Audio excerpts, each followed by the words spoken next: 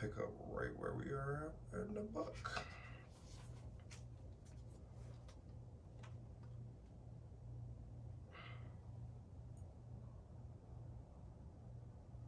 Okay. Being is eternal. Eternal.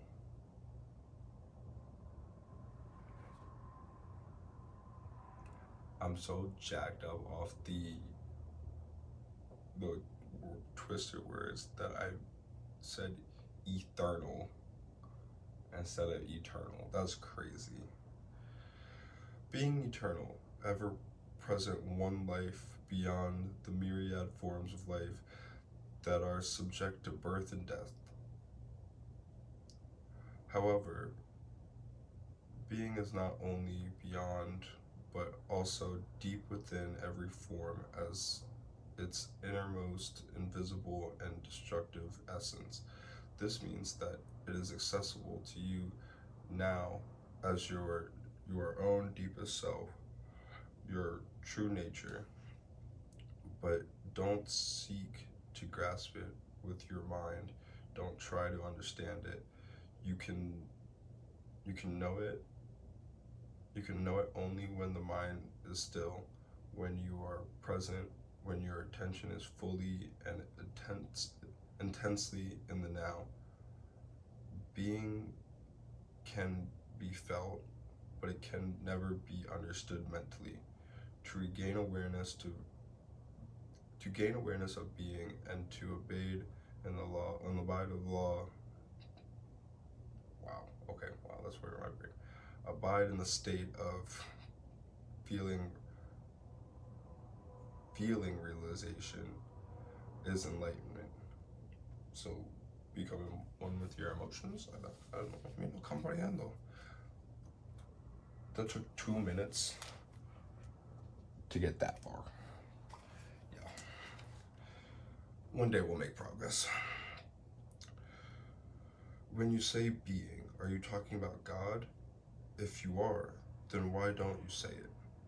The word God has become empty of meaning through thousands of years of misuse. It is sometimes, I use it sometimes, but I don't do so sparingly. By misuse, I mean the people who have never even glimpsed the realm of the sacred, the infinite vastness behind the word, use it with such great conviction, as if they knew what they were talking about, or they argue against it as if they knew what it is that they are denying. This misuse gives rise to absurd beliefs, assertions,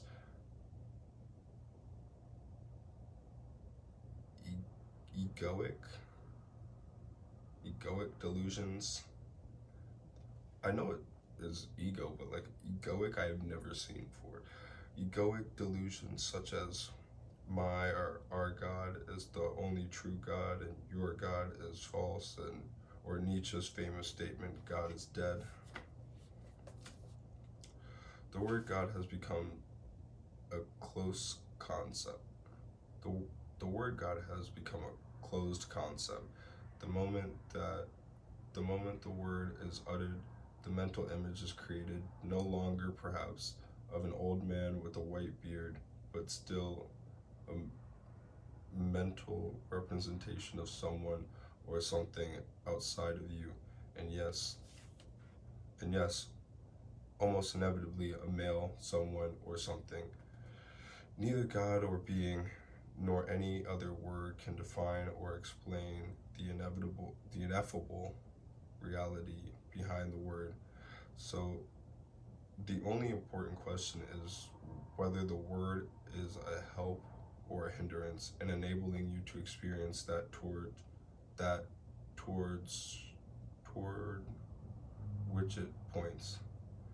Does it point beyond itself to the transcendental reality, or does it lend itself too easily to becoming more than the idea in your head that you believe in a mental idol? The word being explains nothing, but nor does God. Being, however, The word being explains nothing, but nor does God.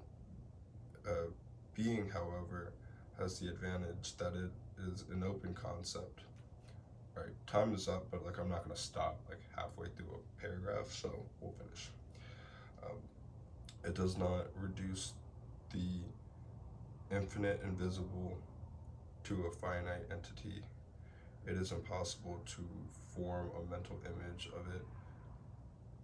Nobody can claim exclusive possession of being. It is your essence, and it is immediately accessible to you as that feeling of your own presence and realization that I am that